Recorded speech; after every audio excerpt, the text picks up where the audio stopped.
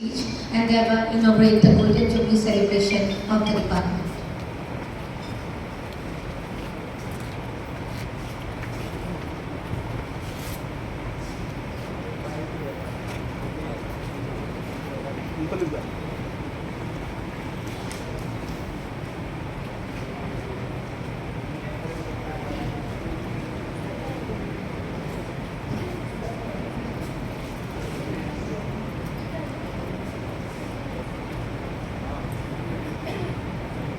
নমস্কাৰ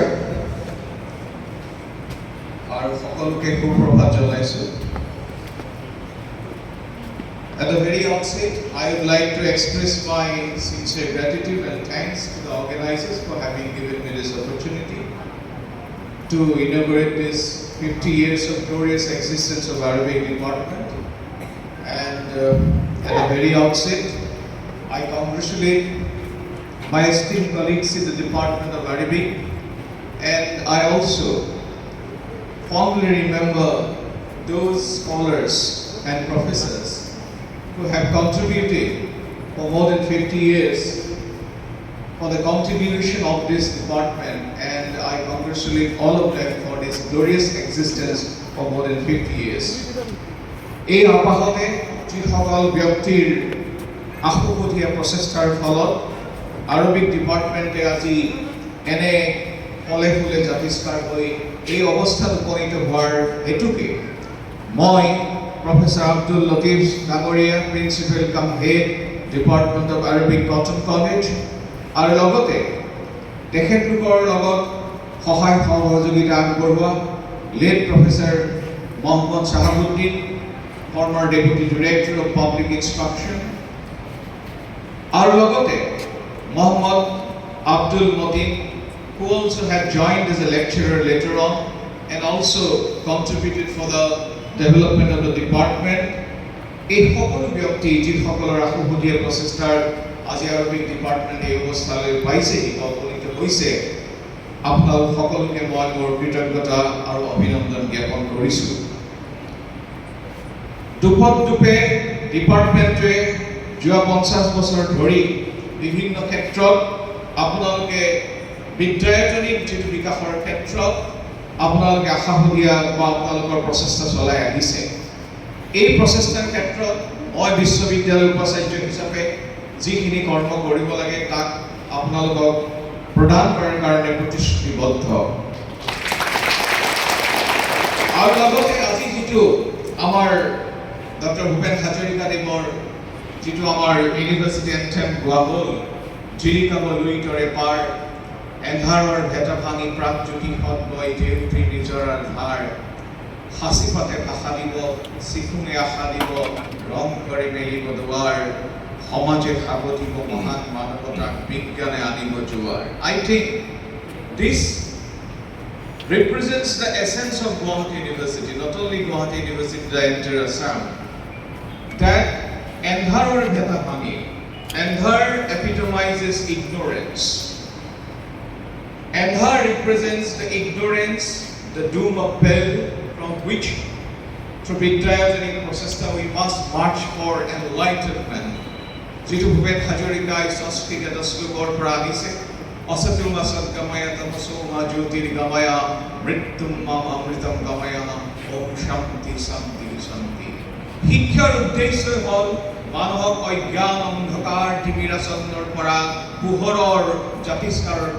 পথলৈ লৈ যোৱাতে হৈছে শিক্ষাৰ মূল দায়িত্ব। এন্ধাৰৰ ভেটা ভাঙি প্ৰাগজ্যোতি সদবয়, আপোনালোক সকলোৱে এই প্ৰাগজ্যোতিপুৰৰ সন্তান।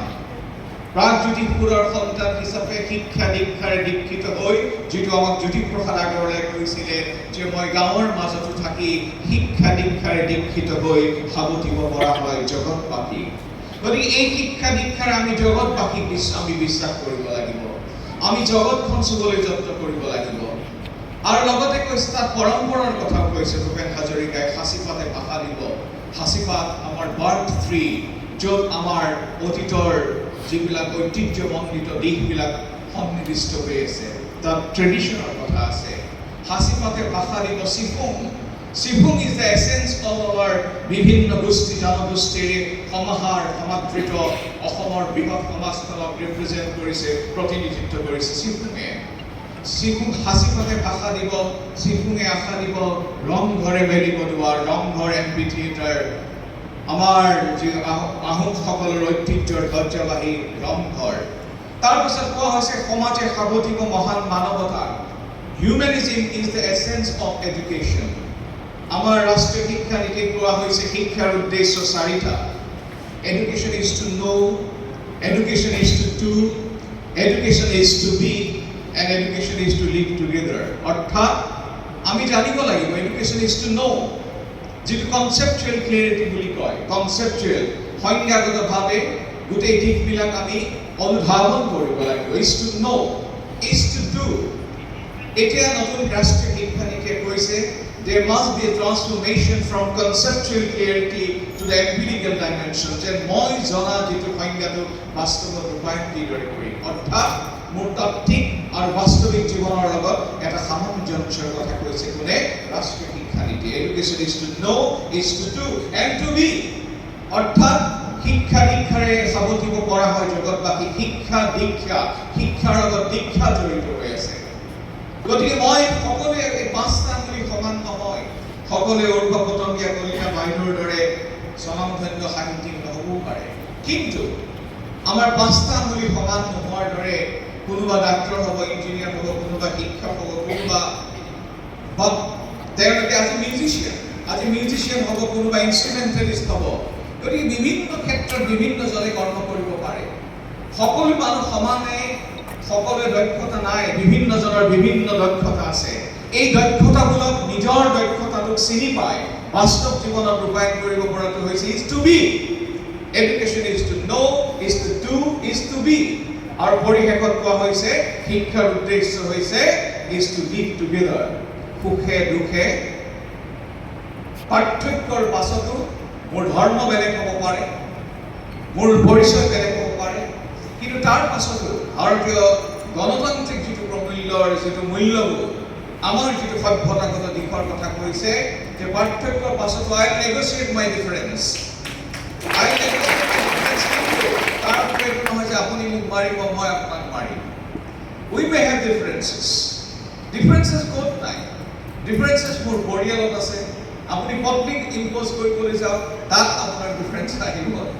আপোনাৰ ল'ৰাৰ আগত আপুনি এইটো কাম কৰিবি বুলি কোৱাৰ লগে লগে নকৰোঁ বুলি লগে লগে কৈ দিব